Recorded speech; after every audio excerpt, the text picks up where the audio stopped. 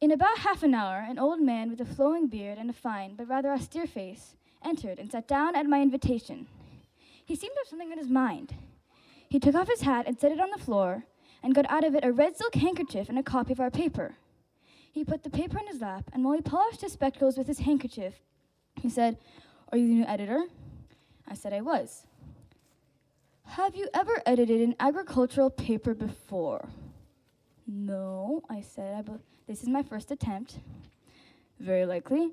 Have you had any experience in agriculture practically?" "No," I said. "I believe I have not." "Some instinct told me so," said the old man, putting on his spectacles and looking over them at me with asperity, while he folded his handkerchief into a convenient shape. "I wish to read you what must have made me have a suspicion. Listen and see if it was you that wrote it. Turnips should never be pulled, it injures them. It is much better to send a boy up and let him shake the tree." Now what do you think of that? For I really suppose you wrote it?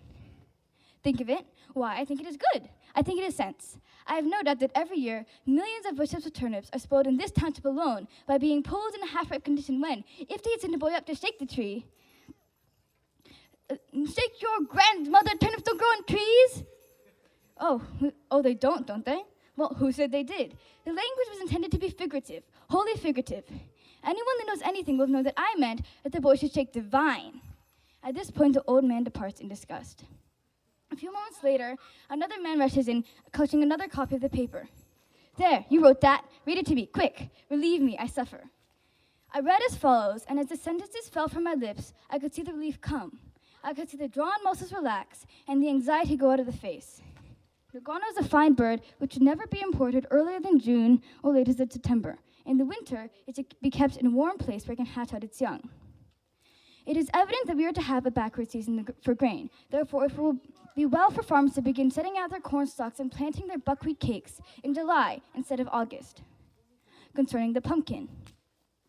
This berry is the only esculent of the orange family which grows in North America. It is native to North America. It is a favorite with the natives of New England, who prefer to the gooseberry for the making of fruit cake, and likewise give it preference over the raspberry for the feeding of cows.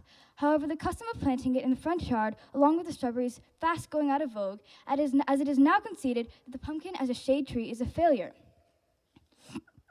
At this point, the stranger jumped up in relief that he is not, in fact, insane, and rushes out of the room. Later, when confronted by the real editor of the newspaper, who is extremely distraught, "Why didn't you tell me you don't know anything about agriculture?" "Tell you, you cabbage, you cauliflower, you son of a cornstalk?